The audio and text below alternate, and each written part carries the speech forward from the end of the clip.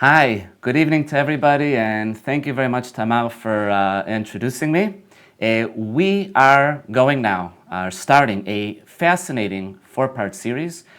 Each series we're going to talk about a particular era and particular area, and we're also going to be walking hand in hand with a particular personality in each one of these chapters. So if in the episode that we're having today, which is called A Hebrew Man's Journey, we're going to be walking through Qasr al-Yahud, the splitting of the Jordan River, going to atop, the Footstep site, and then going to Mizbeach Yehoshua, Joshua's altar. We'll be meeting an ancient Hebrew man from time to time, talking a little bit about his experience back then and his way of life back then. Our second series is going to be Qumran and the Dead Sea Scrolls, where we're going to be meeting the Kohen HaGadol, the high priest, or one of the leaders that was in Qumran at the time, and talking about the tensions between him and Qumran and Yerushalayim. The third part is going to be Caesarea, Caesarea. We're going to be walking through the site and bringing it to life. And specifically, we're going to also be meeting Rabbi Akiva and his activities over there in connection to the Bar Kokhba rebellion. The fourth and last part of the series, we're going to be going up to the Galilee, to the Galil. We're going to go to Beit She'arim and Sipori. We're going to meet Rabbi Yehuda Nasi, the compiler of the Mishnah. And without further ado, let's get started. And as we're getting started, I'd like to dedicate this four-part series in memory of my grandparents, Alema Shalom, Shabsi ben Sarah Rachel v'Yaakov Elimelech Zichrono Livracha, and Sarah bat Henya v'Yaakov Dovber Zichrono Livracha. And with that, let's get started. When and where, that's how I like to start each one of these chapters. When are we talking about? The era that we're talking about today is about 3,200 years ago, with the beginning of the Hebrews in the land of Canaan, the land of Canaan, after wandering through the desert, after the story of Exodus in Egypt. The where is three different sites we're going to be going through today. The first is called Qasr al-Yahud. What does that mean? We'll get to soon enough. But the first site is the crossing of the Jordan River. Okay, we can see it over here. We have these three little yellow pegs over here on the map. And this peg over here is Qasr al-Yahud, the site of the crossing of the Jordan River. How did that happen? We'll get to soon enough. And once we cross through the Jordan River is described after walking the desert for 40 years, and the description in the book of Yehoshua and Joshua, crossing through, we're going to continue from the yellow peg over here, and we're going to make our way a little bit north through the Jordan Valley, next to the little town of Argaman, and we're going to go to a site that's truly, really off the beaten track. Most of these sites are, but really this one is completely off the beaten track. It's called atop, the footstep site, because it looks like a footstep. What's going on over there and what happens over there, which is fascinating, we'll get to. For the third site, we're going to need to climb the mountain and go from the Jordan Valley up to the area of Samaria, Shomron, West Bank, and that's up over here in the mountainous region, this third yellow peg, and we are going to be going to Har Ebal, Mount Ebal, the place of Mizbeach Yehoshua, Joshua's altar and the covenant between the tribes and between God and the heavens. And we're going to make a whole connection between these sites and the Hebrew man. And with that, though, let's go to the next slide.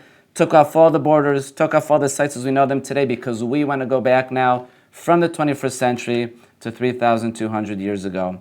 And as we're doing that, we get a beautiful site over here of Midbar Yehuda, of the Judean desert, and we can just imagine, as it says in the book of Joshua and Yehoshua, Joshua and all the Israelites marched to the Jordan. This video, honestly, is being taken from the opposite side. It's being taken from the Judean desert towards the Jordan Valley, from within Israel, west towards east. They're coming from the other side, from the biblical hills and mountains of Moab. Today, the kingdom of Jordan, which is sort of out in the distance of the screen.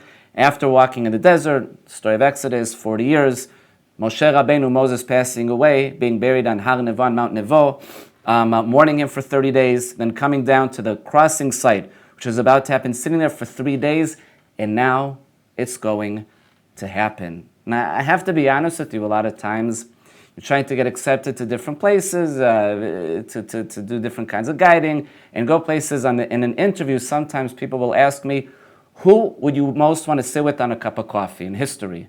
So the answer varies from time to time, but if someone asked me that this morning, I would want to sit with someone, one of the ancient Israelites, or ancient Hebrew man, on a cup of coffee by the Jordan River, the whole history of walking through the desert for years, and we're finally about to enter Canaan. What are your feelings? What's he feeling? What's going on? What's he doing?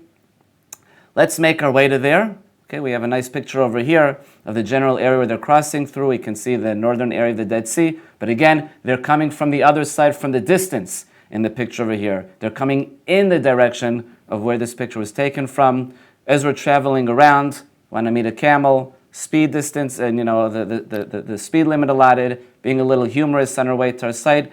And we're now going to arrive now. We're in the Jordan Valley, and we are going to Qasr al-Yahud. Now, as you can see, on the sign over here, in the road that leads off the 90 highway to the actual site, the crossing site of the Hebrews of the Jordan River, it says Qasr al-Yahud, which we'll talk about the meaning of that in a minute. But it also says the baptism site or the baptismal site.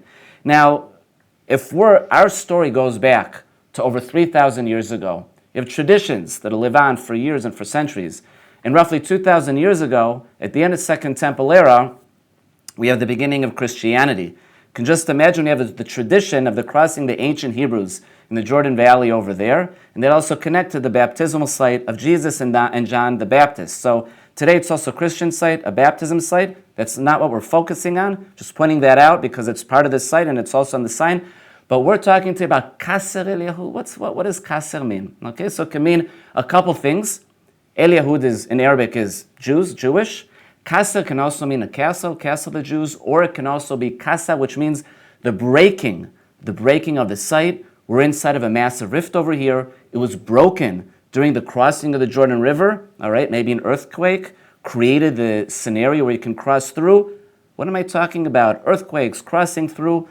Let's continue down this road over here that we can see as we turned off the 90 highway, and let's arrive at the site. I'm now standing at the site of Qasr al-Yahud, next to the Jordan River. And if we go back now to over 3,000 years ago, the book of Yehoshua, Joshua, will describe to us how Bnei Israel, the Israelites, the ancient Hebrews, were making their way from the eastern bank that's behind me right now, today part of the kingdom of Jordan, and they'll make their way through the dry riverbed to the side of the river that I'm standing on right now, which is the western side, the Israeli side, of course. Just that back then, unlike right now, the water that you see will not be here, because the story tells us that the water dries up, and with that, the Hebrews, the Israelites, Mesa, will make their way through in order to settle the land of Canaan. The water dries up. What's the story? How does this happen? So first of all, let's get a bit of a view over here of what we're looking at, a bit of a feel. The Jordan River, by the way, we can see the other side over here, the Jordanian side. Okay, this is it. This is the border between Israel and Jordan. The Jordan River is very narrow. And someone once said when they came, a congressman came for a visit years ago from the United States and looked at the Jordan River, and he said, this river has the best public relations in the world. It's nothing. It's like, it's a brook. Now, truthfully, there used to be a lot more water. A lot of it was blocked up in the 60s when the source of the water from the Kinneret, the Sea of Galilee, is blocked up because we use the water for different sources today. That's a whole different story. But today it's a narrow river. As you can see, we got a bit of a feel of it as we were turning right and left. I discovered what a real river was when I was visiting friends once in St. Louis and I saw the Mississippi River. But this is ours. This is the Jordan River with all of its stories and all of its meaning and all of its history. Got a bit of a view right and left. And again, we can see its narrowness today. Again, there was a lot more water over 3,000 years ago. And it's twisting and turning. It comes from north to south, but it doesn't go straight. It's very windy, as you can see over here, and that's very important in order to understand our story.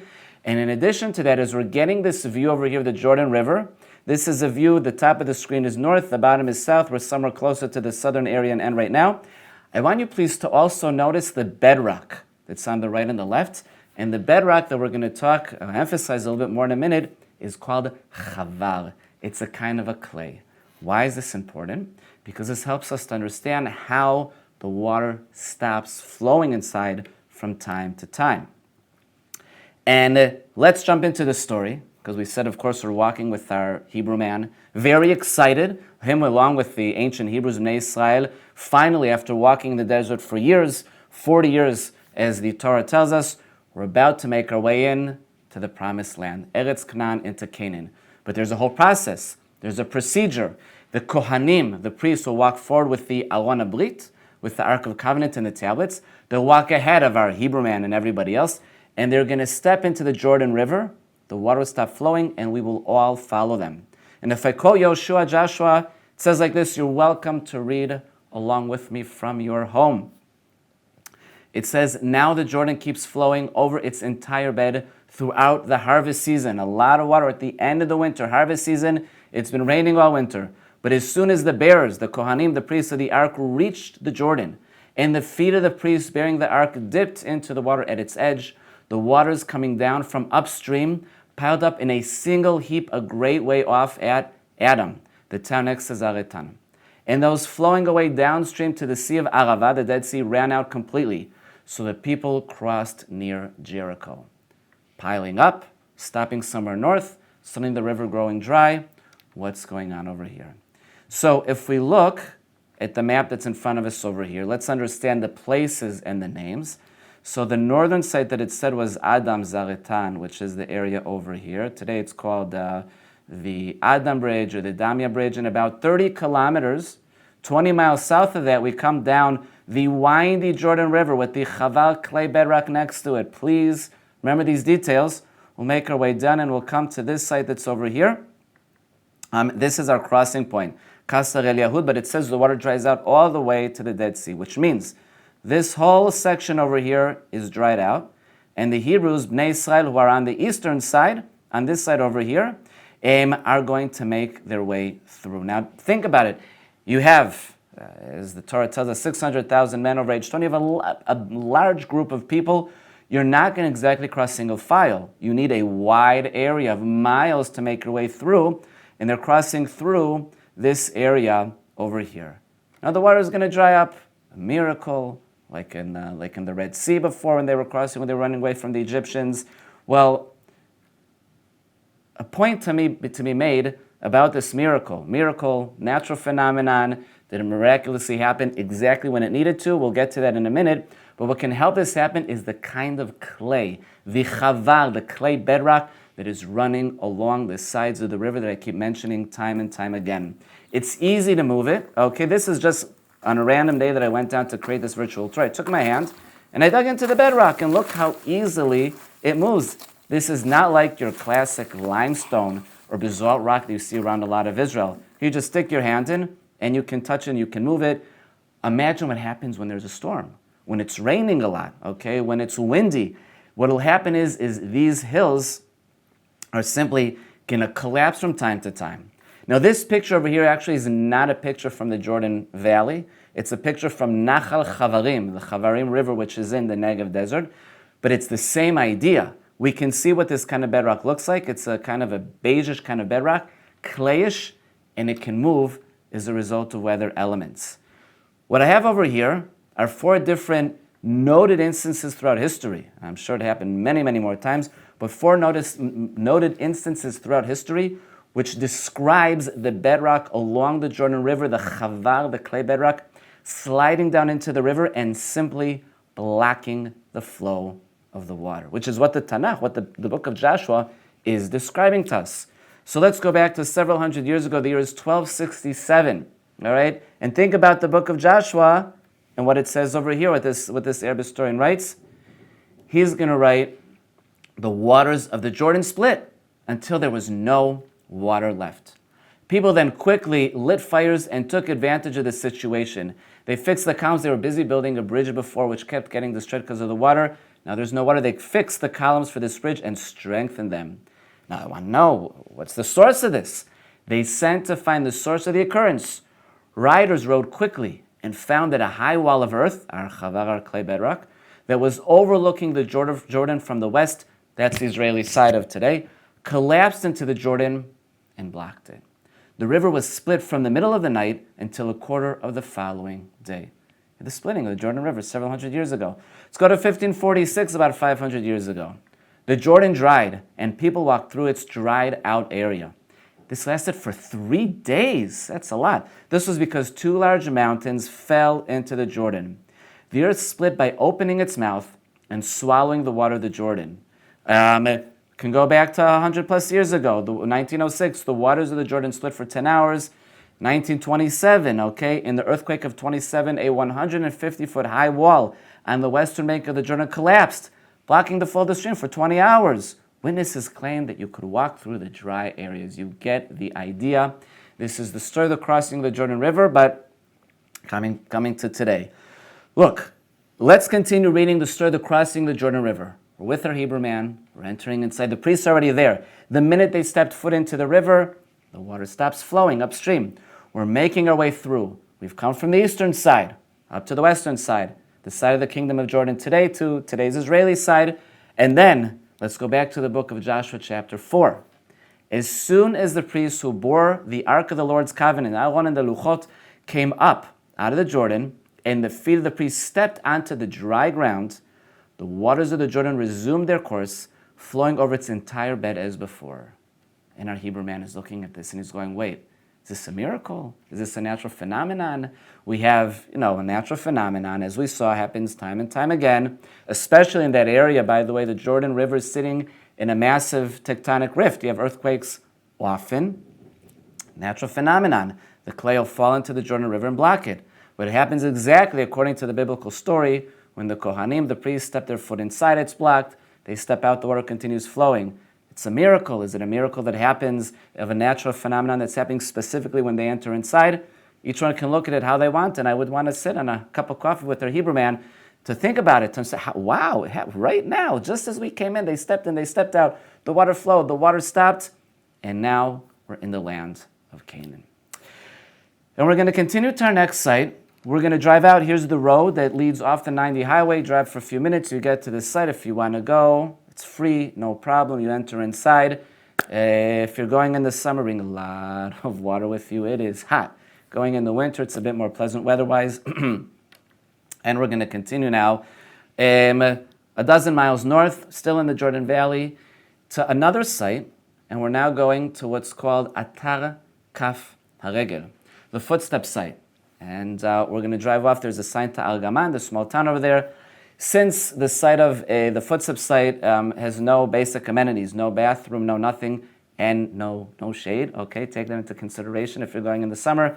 There's a little stop there called Tzipora, has a nice sign of Shema Yisrael. You can get a drink, go to the bathroom, get back into the car, and continue driving a little bit. Drive through some hot houses till you get to our site, and then we get to there. Now the site that we'll go into it in a minute, the site that we're arriving to, in order to tell its story, and afterwards we'll continue to tell the story of our third site, which is Mizbeach Yoshua, Joshua's altar, we need to mention a very dear person, Shme'od Yakar, Professor Adam Zertal from Haifa University. May his memory be blessed. Professor Zertal, doctor and professor for archaeology, he walked the land from the late 70s until he passed in 2015. For 35 years, the area of the biblical tribal areas of Ephraim and Menashe, the Jordan Valley, the hills of Samaria, Shomron, West Bank, up to Emek Dotan, leading up to the Dotan Valley, leading to the Jordan Valley. He simply walked and discovered endless amounts of places dating back to about 3,200 years ago, the beginning of the Hebrews. Regarding the archaeological finds I'm talking about in the land of Canaan. And Professor Zertal is going to discover Atar Kaf Haregel, the Footstep site at the beginning. He doesn't understand what it is. It takes a while till he starts putting the pieces together. He has a couple wonderful books. The first is called Am Nolad, A Nation is Born, that talks about his discovering Joshua's altar that we'll get to. And his other book called Agilgalim, if I remember correctly, is going to talk about the Footstep sites, the first of which we're visiting now. And come join me as I finally arrived at the site after driving through some dirt paths, making a wrong turn, but eventually getting to there. Oops, here we go. I just got to time it, and let's press the play. Oh, there we go. So here we are. That's my car, just parked. We can see the view of the Jordan Valley, Kingdom of Jordan in the distance, biblical mountains of Moab. We can see the hot houses, the greenhouses, and the many palm trees. Again, we're next to the town of Al-Gaman. We had to go through these hot houses on a dirt path in order just to get to the parking lot. And then from the parking lot, I walked over to this path over here. And we are going to walk along this path and make our way to the ancient biblical Gilgal. And you may be saying to yourselves, wow, this doesn't seem like a well-trodden path. Doesn't seem like a lot of people come to here that often. And I'll say, you're right, it's very much off the beaten track. And here we are. I'm just hoping my car will be in place when I come back to there in a little bit, when I'm done filming over here. And we can already see the low wall. Out in the distance, those rocks, stones up ahead, and that is part of the Atar Kaf HaRegel, the footstep site, the ancient biblical Gilgal. So yeah, let's get inside and let's get started. The mountains in the background, as I said, are the mountains of Moab, are the mountains of Gilad. I just wanted to correct myself, and let's make our way inside. And when we enter inside, this whole site, which we're going to get to know it well over the next 10, 15 minutes, the whole site is about 14 dunam, which is about 3.5 acres. And if that doesn't say something to some people, such as to me, it's the size of a little bit more than 2 soccer fields. So, not that small. Let's join our Hebrew man. Okay, we are entering, we can call it a religious site, a cultic site, a social center, a place of gathering. The entrance that we're entering through, if you take a look at these stones that are right over here, this is our platform which is going to welcome us as we make our way from outside inside. The entrance is 7 meters wide, about 22, 23 feet wide. So it's built that you could have dozens of people or hundreds of people entering at once. And when we enter this site, which we still really need to figure out what it is, we're going to start walking around. So we've entered inside. You can see the stones here that are on the side, okay? So we've entered inside, and if we're coming from the outside, let's make a left and start walking in a circular way around this site. And you might be still asking, okay, so we're walking. What's the purpose of the walking? Who's doing the walking? What's inside over here? What was found inside over here? Which is an excellent question. And we're going to get to it. But now that we're walking around inside for some kind of, religious purpose, apparently, let's walk out of this area that we circle around in. And now let's take a look at where we're going to maybe sit. Think of like what today we'd consider a stadium. The bedrock on the side of the footstep site, as you could see a moment ago, is built in the shape of, here, let's go back a little bit again. Let's go back, we're reversing a bit, is built like steps. Okay, look at that. So we've come into this site. We want to sit and watch whatever activity is going on inside, connect to whatever purpose this site has, and for that, we're going to sit in these benches over here. Now, you got to forgive me. I could not help myself as a big American sports fan and Chicago Cubs fan. Those seats made me think of the bleacher seats in Wrigley Field. So advanced, a few thousand years later, just had to put that into there, and now we can continue on, got the sports out of the way. Look, what we're going to do now is just like, when we go to, let's just get this rolling. When we go to be a sports game today, or go to a show to watch something, you're going to go instead, you're going to have assigned seating. Now, I'm not going to tell you that there's assigned seating over here, that I have no idea. But we're going to make our way, after we came in through the grand entrance that we saw before, walked around a little bit. Now in the circular route, we're now going to walk up the steps, okay, in order to have a seat at our seat, in order to watch the procession, to watch the proceedings that will be happening inside. And here we are. These are the seats, okay? We can see them. This is what I took a picture of a moment ago. And as we're about to sit down at the seat, we get a view of our footstep site. We can see a bit of the circular route that we were walking around before. We're getting a view now of the middle section right over there, that raised platform that will be inside in a minute. And we're looking at our entire 3.5 acres, 14 dunam, or 2+ soccer fields of this site over here. And we'll continue. Let's get an overall view. And now we can understand a little bit better what I was talking about when I said that it is an Atar Kaf HaRegel. It's a footstep site.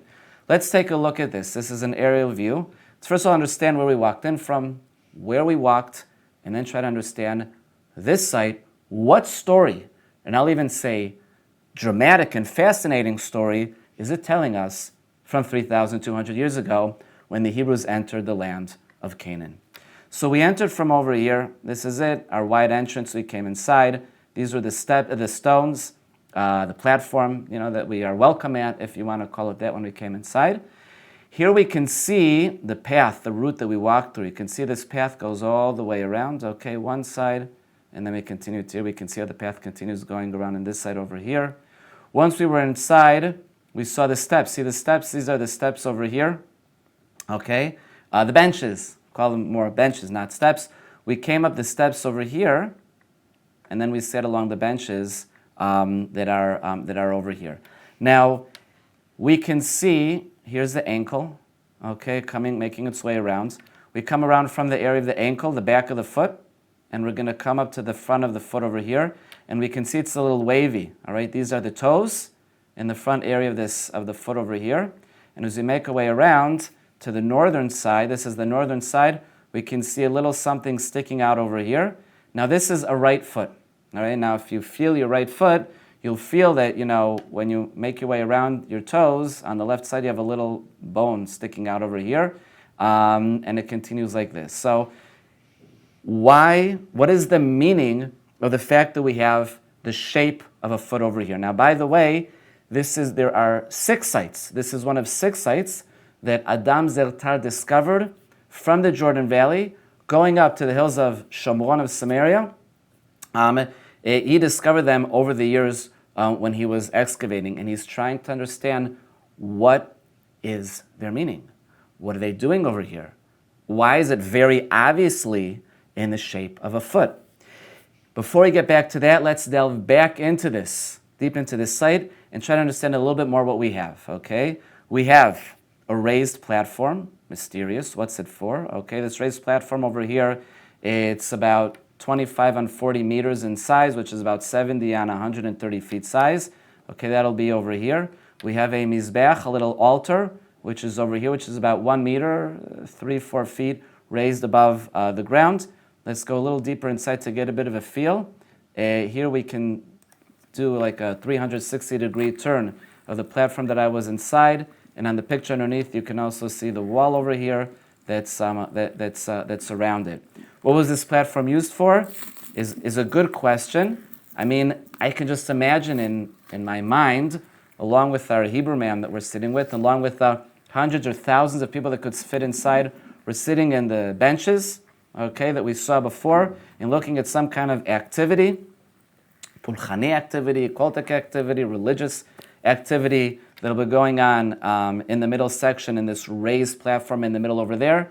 Maybe some kind of social activity going on, educational activity going on. Was the Mishkan? Was the tabernacle inside over there after it made its way from the desert and hasn't arrived at Shiloh and Shiloh yet? Could be. Let's continue along now also to the platform, to the Mizbeach. Again, you can see it just moving around on to make it sort of real on the top. Look, there were about 148 bones, remnants of animal bones that were found in the area. About 26 of them were identified. But overall, as Professor Zertar says, the importance of the site is more of its shape, okay, and of the site itself. There weren't a lot of things that were found inside. It, yes, can be dated because the pottery that was found inside dates back to about 3,200 years ago, hence when the ancient Hebrews entered the Jordan Valley, entered the land of Canaan. Professor Adam Zertar, who also walked up and down the Jordan Valley and the hills of what we call today, or from biblical times at least, is called Samaria and Shomron. At that time was still called Canaan in the mountainous region. These areas were dramatically settled. Tremendous. And suddenly you see from 3,200 years ago, after an empty area in these areas from before, it is settled a tremendous amount along with these footstep sites. And we'll get back to the settlement further along, more towards the end of the virtual tour, because that has a lot of meaning to put the things over here together. So more than trying to understand what we have inside the altar, what does its shape mean? What does its shape mean to us? So there's a few things over here that we can learn from the shape and from the historical timing of it, from the dating of it. I get hot standing in the desert. I mean, we're in June, July now, and the Jordan Valley, just looking at, honestly, is making me sweat over here in this air-conditioned room that I'm running this from. Look, when we read the Tanakh, we go through the books of Yoshua, Shoftim, Shmuel, Joshua, Judges, Samuel, Melachim, Kings, and we read about the Gilgal. There are 39 different places in the Tanakh, in the Bible, that the Gilgal is mentioned. And it's mentioned as a place of gathering. Now, the Gilgal is not one site. The Gilgal means more than an actual physical site. It means a place of gathering of the masses for a variety of reasons. So we can have several Gilgalim. We can have a dozen Gilgalim. And according to Professor Zertal, the Footstep site, or the 6 of them that he found, are all different sites of the Gilgal. Now, I could have brought a lot of examples from the Tanakh of the events that took place at the Gilgal. One of them is a relatively famous one from the book of Samuel 1, Shmuel Aleph, about Saul. Shaul is going to fight the Plishtim, the Philistines. He's told to wait for the prophet, for Samuel. Shmuel doesn't wait for him, which causes a lot of problems. Saul was still at Gilgal, and the rest of the people rallied to him in alarm. He waited 7 days, the time that Samuel had set. When Samuel failed to come to Gilgal, the story continues. The story's for a different time. But that's an example of a gathering at the Gilgal.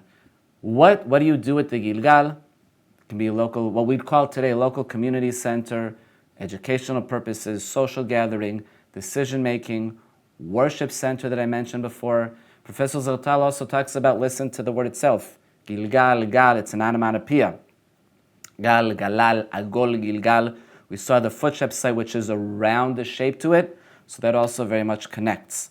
Now, the meaning of the shape is tremendous.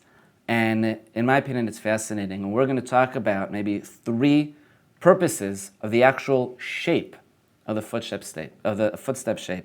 Now, in order to understand it, we have to try and understand the general context of the ancient world from over 3,000 years ago. I'll start by saying that Professor Zertal researched around the ancient world. There is no other foot shape symbol as has been found in the ancient land of Canaan, in Israel. Not in size like that, not out in the open. But it yes does very much have contextual meaning within beliefs and how things were run in ancient times. Egypt, in ancient times, okay, we have to remember Egypt, right south of Canaan.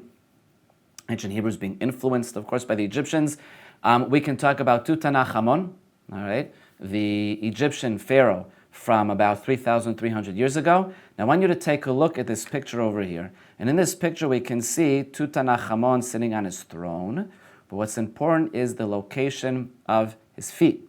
His feet are sitting on this stool. We call in Hebrew ha-hadom. And on the stool over here, his feet are sitting on what? On pictures of faces of different rulers from around Egypt that he conquered. Egyptian pharaohs, Egyptian rulers would put on their stools, would put on the bottom of their sandals faces of different, drawn faces of different leaders that they conquered to show that they have conquered them by stepping on them. We can talk about the queen Hatshepsut, who was alive about 3,400 years ago.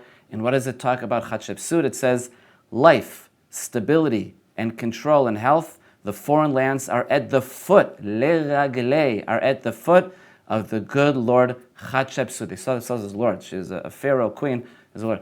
It's at the foot, at the good foot. It's at the foot, the raglei of the good Lord Hatshepsut. The foot shows ruling over somebody, conquering somebody. And if we go to the Tanakh, to the Bible, to Tehillim, to the book of Psalm, we can read the quote, and this is just one quote of many, many, many.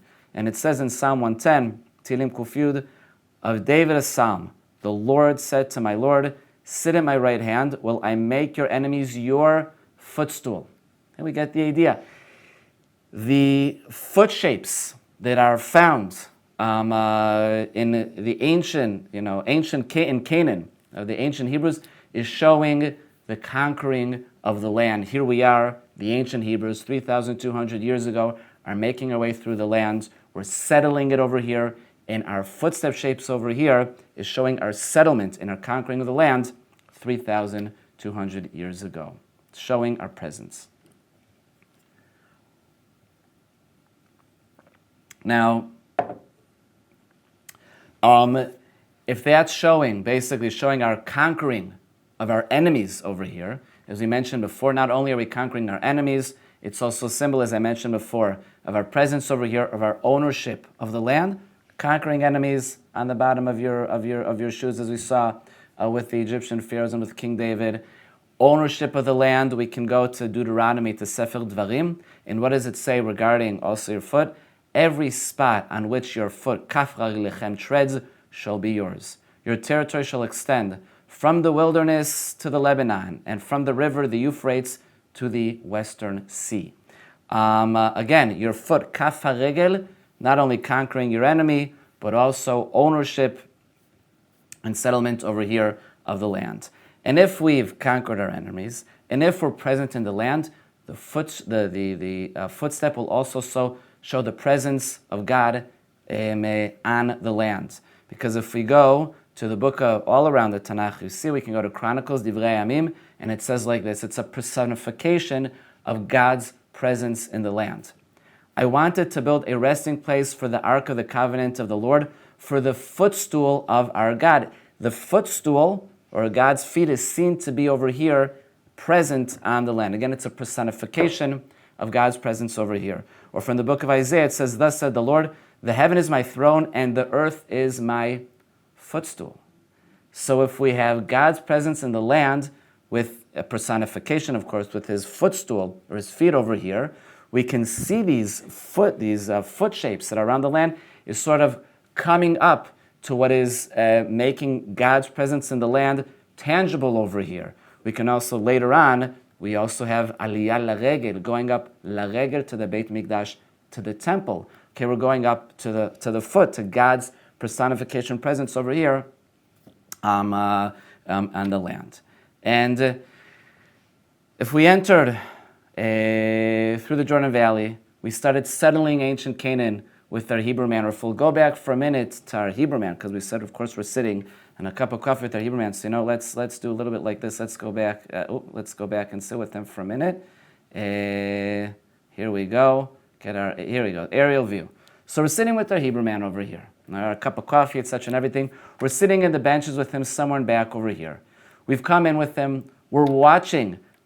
Maybe the Kohanim and the Levim, the priests, the Levites, or maybe he himself is walking through these areas over here, okay, walking around, finally sitting down after walking through. He's going to sit over here on these benches. He's come from one of his new teeny little towns that are in the Jordan Valley, or maybe he's already started making his way up to the mountains of Canaan, okay, the hills of Samaria, of Shomron, West Bank, and he'll come to over here to a gathering, be it a social gathering, be it educational gathering, be it a meeting for different pulchani, religious, cultic purposes. He'll be sitting over here watching things going on. Maybe the Mishkan, the tabernacle, is in the raised platform, maybe something else.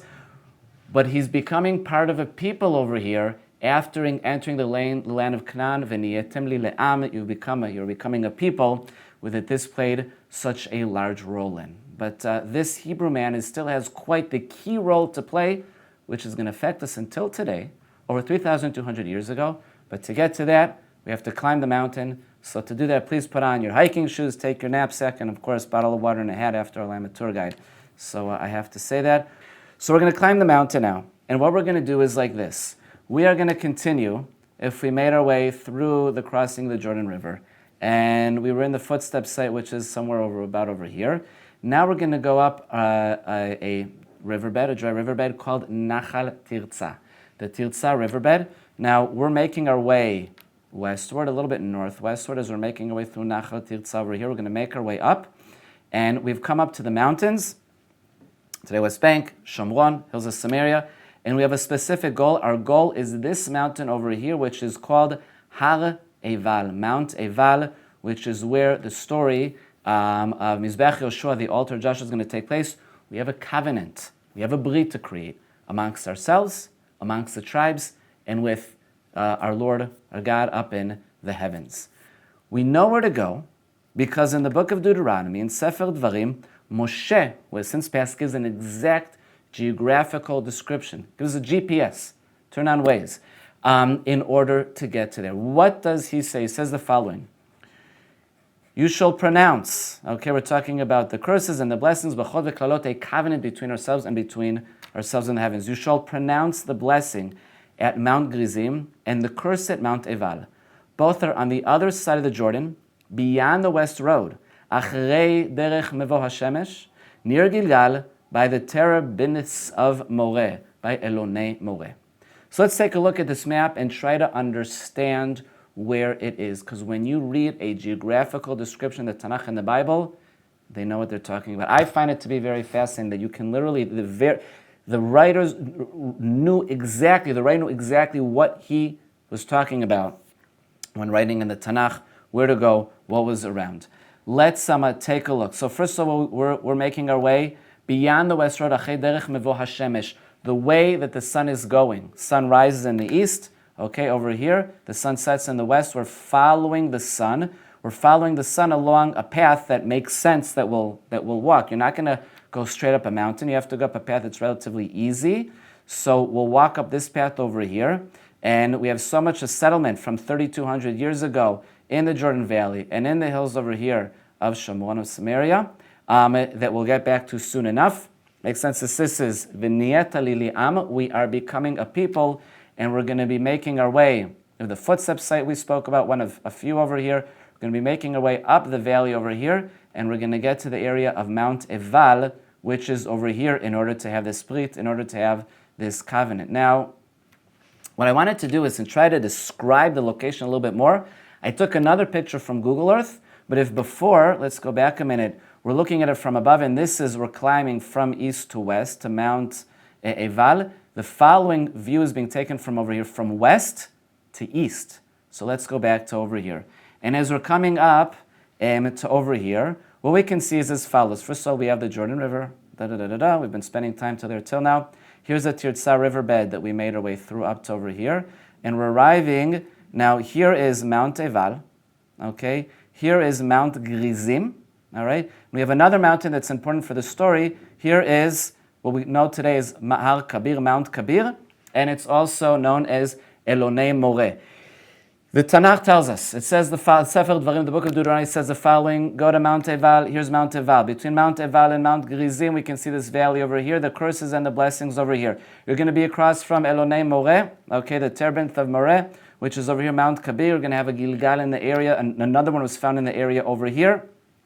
After the way of the rising sun, here we go over here. Now, debating how much to get into this right now, but I'll say a few words. Professor Adam Zertal in the early 80s is going to discover Mizbech Yoshua, Joshua's altar, that we're going to delve into in a minute, that's right over here on Mount Ebal. And he says the following, he has a bit of an issue. Everything works besides the following. That when we stand over here by Mizbech Yoshua, we're going to literally stand on, we're going to see it really well in a minute. When we're standing over here, we actually cannot see Mount Gerizim, which is to the south of it over here, which sort of doesn't fit with the description. So what Professor Zertal will say, he'll say, you know what? Har Gerizim, during the biblical times, actually was not the Mount Gerizim that we know today. It's actually this mountain over here, which we know today is Har Kabir, or Elonei Moreh, which you can see very, very well from this mountain. He gives his reasoning for it, and it works. But that's also if, and in a minute we're going to go through the whole process of the covenant that's going to take place with the sacrifice and the blessings and the curses. If everything takes place over here, then yes, you need to be across from Mount Gerizim. But people will also say, not necessarily. Professor Zertal take into consideration that maybe the altar they're about to visit in a minute, the activities and sacrifices will take place over there, but the cursing and the blessings will be separate from it. They will take place in this valley over here, in this valley down below where we have Shechem today, the valley that is in between. Here we go. And yes, over there we see Har Gerizim on one side and Mount Ebal on the other side. Either way, it works. But wait a minute. Let's get to the altar. Let's go see what's going on over there. Get a beautiful view over here from Mount Kabir, Derech Mavah Shemesh, the Tirza Valley. We're looking out in the valley over here. We can see out to the right, to the east, to the Jordan Valley. To the sort of left behind us is Joshua's altar on Mount Ebal. And welcome to the altar. So, in the early 1980s, 1980 to be exact, Professor Zertal starts excavating over here on the mountain. This is an aerial view of the whole area over here, and it's covered with a huge amount of stones. completely covered. And as Professor Zertal will discover with his group of archaeologists and workers, as they start removing this huge pile of stones, they start immediately discovering a lot of pottery from the time of Joshua, from about 3,200 years ago. And they're removing all these stones, and they eventually get to this very strange structure. Today we know it is Joshua's altar, but go with me with the flow. The mindset of the archaeologists back then, they're not sure what it is. 1980, 81, 82, they found this very interesting altar over here, okay, which now I can say the reason that it was covered with all these rocks was because it was an altar that was used one time, and then the people back then wanted to cover it like in a gniza. When you have a sidur, tefillin, Torah, you don't want to use it anymore, you put it in the gniza, you put it on the side forever. Nobody wanted it back then to be desecrated. They covered it with piles of rocks to be covered forever. But Professor Zertal and their group of archaeologists are discovering this strange structure over here. They're not sure exactly what it is. Okay, we'll get back to the quote over here from Dvarim from Deuteronomy in a minute. And the story goes that in 1983, as they're sitting with the different workers over there, and they make a drawing. Just a minute, let's move. There we go. One of Professor Zertal's workers makes a drawing of the altar right over here. They're sitting in a group of people, and they have someone with them by the name of Tzvi Koenigsberg. And Tzvi Koenigsberg looks at the drawing, and he goes white and then all red. He starts jumping up and down. He can't get much of a voice out of his mouth. He runs home. 10 minutes later, he comes back to the gathering with Mishnah Masechet Midot. Check that Midot from the Mishnah. And he opens it up, and in it, there's a picture of the Mizbeach, of the altar from the temple. And it looks just like this. And just like in the picture over here on the top left corner. And he says, we are looking at an altar, at Mizbeach Yoshua, at the altar of Joshua from 3,200 years ago. And in Professor Zertal's book, Am Nolad, The Nation is Born, he gives this whole description. Everyone starts jumping and yelling. They suddenly understand what it was and the connection to the land. And wow, it was a night of celebrations. So what are we looking at? So let's go back a minute to the previous picture. What we're looking at, here we go. This is what the altar looks like when you're walking up to it. Its size is 9 by 7 meters, 30 by 20 some odd feet.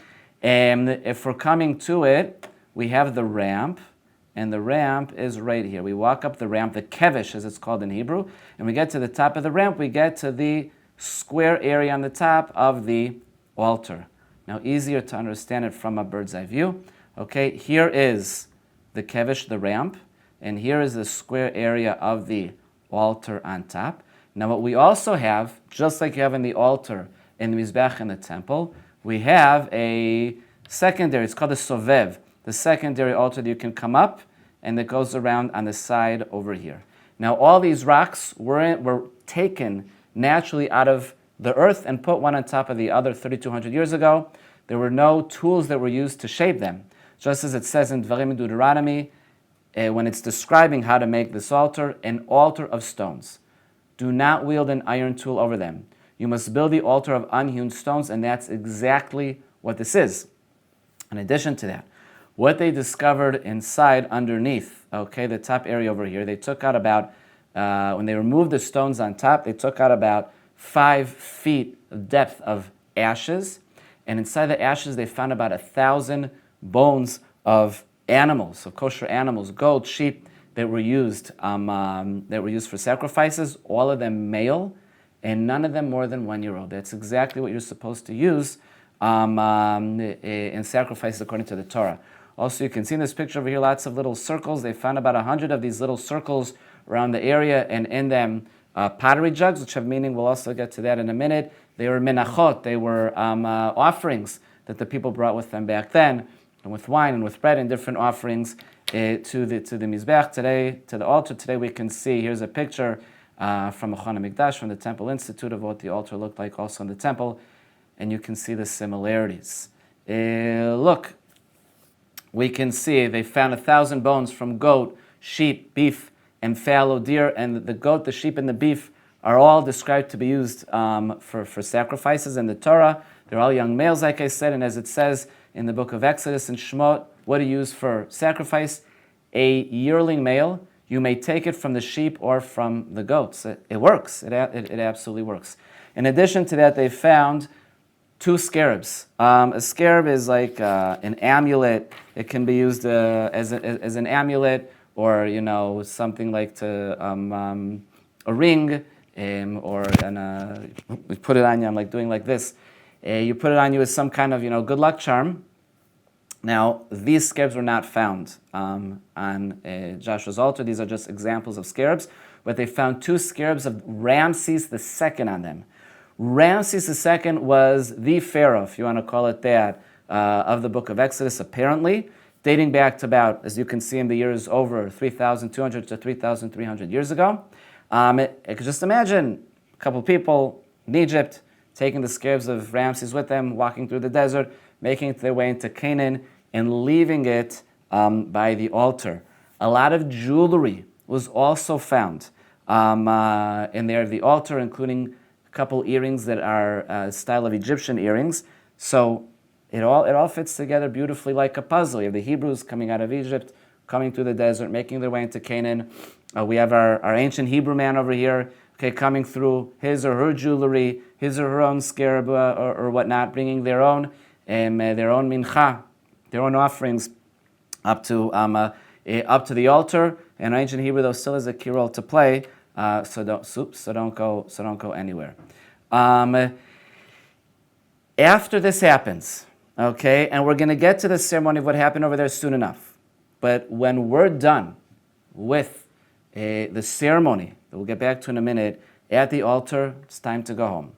Now we know that dating back to about 3,200 years ago, there are about 400 teeny little towns, kafrim as it's called in Hebrew, teeny villages, even if you want to call it, of what are apparently the ancient Hebrews, going from more or less the area of Shechem, in the southern area over here, Nablus, and up to the area of the Dotan Valley, right south of the Jezreel Valley. This mountainous region over here, along with the Jordan Valley over here, be it West Bank, Shimon, Samaria, however you want to call it today. These areas over here are what are apparently the earliest archaeological discoveries of the ancient Hebrews. I mean, I'm still looking Abraham was here, whatnot. He's from a little bit earlier, but I'm not talking about stories. The stories do go back earlier. I'm talking about actual archaeological findings. The ancient Hebrews, be it coming from Exodus, from Egypt, walking through the desert, will be settling in the Jordan Valley and in the mountainous region, in these 400 teeny little villages and towns over here. And you may be asking, okay, Ami, how do we know that they're the ancient Hebrews? So again, it's putting a puzzle together. What were found in these 400 teeny little small villages? First of all, the pottery. The pottery is different as opposed to the kind of pottery that was found on the coastal plains. The coastal plains are the Philistines. This pottery, as opposed to the Philistines, is very, very simple, not decorated, created locally. Something different, The local style of the jugs, it's called the lip and neck variety. You have the kind of a jug, so like a long neck and a little lip running along the top of it, and that's the Hebrew style that you find in the mountainous region. You also find what's called the Israelite four-roomed home, which is more unique to the mountainous region. You can see this picture over here, where the home is split up into 4 different areas, 1, 2, 3 in the back area, and 4. Now you put these pieces together, it's like putting a puzzle together, and it is believed that these are the ancient Hebrews that are living over here in these areas in the Jordan Valley and in the mountains dating back to 400 years ago. Now, they're coming with a groundbreaking concept. And thank you to Professor and Rabbi Joshua Berman from Bar-Ilan University, who wrote a wonderful book called Created Equally. He also summarizes part of this book in another book that he wrote called Ani Ma'amin. And these concepts are from there. Groundbreaking idea. The Torah that's being given, the ideas behind it, and the covenant that is taking place at Mizbeach Yoshua, at Joshua's altar, is bringing a whole new way of life to all of us. It's giving meaning to every person. And what do I mean? To understand it, we have to put the ancient Hebrew man's new way of life from 3,200 years ago into the general context of the ancient world. In the ancient world, all around, what you would have is you would have the elite. You would have the kings, you'd have the queens, you'd have the people that would work with them, and then you'd have everybody else. Complete disconnect. The kings and the queens and the people that worked with them, they were the ones that were in complete control. Everybody else had control of nothing. Their lives were mostly meaningless. And what you have is the leadership, the king, the queen, the pharaoh, the people that were, when they're in their Qasr and connected in their monarchy, they were the ones that completely called the shots. They were the ones that knew the rules. They were the ones that had connection with the gods up in the heavens. They were seen a lot of times as a reflection as the gods up in the heavens at that time. So you had the gods up in the heavens. You had their reflection in the kings and the queens and the people that were calling the shots back then. And everybody else was completely disconnected to the rules and to what the gods wanted from you. They had absolutely no power. And a small example that Professor Berman gave in his book Created Equally is a papyrus called the Ipuwer papyrus from almost 4,000 years ago. The picture has nothing to do with it. It just comes to give a background and a feeling of ancient Egypt. And it talks about how the rules were broken into. And now everybody knows the rules and how horrible it is. It says, look, the archived books have been stolen. The secrets held within them strewn naked. Look, the magic whispers have been exposed. Everybody now knows them, so they are useless. God forbid that the masses, that all the people should understand the laws, should understand the connection with the gods. They're supposed to be completely powerless. And what we have over here is a whole brand new ideology, a whole new idea where everybody is equal before God, and everybody is supposed to be the same with their abilities and their ability to learn and their ability to connect with God in the heavens and know the rules. And that is what's going to take place over here with the collective gathering by Shechem, by Nablus, with Joshua's altar over here. They will be gathering over here. It's supposed to be a whole new beginning, giving everybody the koach and the strength, everybody equal before God. No king on top of us, no ruler on top of us. True, king comes later, the kohanim, it's a whole different story, but everybody is equal before God, and it is a brand new concept in the ancient world that did not exist until then at all. They're gathering over here, again, an aerial view of Joshua's altar that we saw from before. And the picture on the bottom over here, we can see the valley. All right, today Shechem Nablus is there between Mount Mount Ebal on the left, on the north, Mount Gerizim on the right, on the south. The actual altar is on the northern side over here. So, whether they have their sacrifice on the altar over here, along with the mentionings of the cursing and the blessings, everything over here, or do they just do the sacrifices over here and then come to the valley and over here talk about the cursing and the blessings? Either way, let's get into it. And it says like this: at that time, and imagine the excitement of our ancient Hebrew man over here, who's standing over here and being part of the collective over here and being given the strength just like everybody else, as opposed to all the different cultures in the world, just like everybody else, the strength, the power, and the ability to teach, to educate, to learn, and to understand the will of the heavens. At that time, Joshua built an altar to the Lord. You're welcome to read with me at home. The God of Israel on Mount Ebal, as Moses had commanded the Israelites. They offered on it burnt offerings to the Lord and brought sacrifices of well-being. And there, on the stones, he inscribed a copy of the teachings that Moses had written for the Israelites. I'm going to remind you, in ancient times, your average person did not know how to read. Who knew how to read and write over 3,000 years ago? Sometimes not even the king. Usually it was the people that were working with the king, his scribes. That is it. It was a closed group, a closed caste, if you want to call it that. Just they knew how to read and write, and they did not teach the masses their readings and their writings. The masses did not know that. Here it is going to be inscribed. The teachings will be written down. And then what? All Israel, stranger and citizen alike, with their elders, officials, and magistrates. Okay, it's brand new idea. Stood on either side of the ark, facing the Levitical priests who carried the ark of the Lord's covenant. Half of them faced Mount Gerizim, and half of them faced Mount Ebal, in order to bless the people of Israel. Everybody, the mass. I know I'm repeating myself, but it's important to understand this brand new, groundbreaking concept. After that, he read all the words of the teaching, the blessing and the curse, just as it is written in the book of the Torah. There was not a word that Joshua failed to read in the presence of the entire assembly of Israel, including the women and children and the strangers who accompanied them. It's for everybody. It's not just for a closed caste of scroll writers or from kings or from monarchy. Everybody's equal. But we're not done yet, because now our ancient Hebrew man is going to take this and he's going to go home to educate his family, to educate his neighbors, to educate his family, so that it continues for generations. And when he goes home, this is exactly the prayer of Shema Yisrael. ואהבת את אדוני אלוהיך בכל לבבך ובכל נפשך ובכל מאודיך.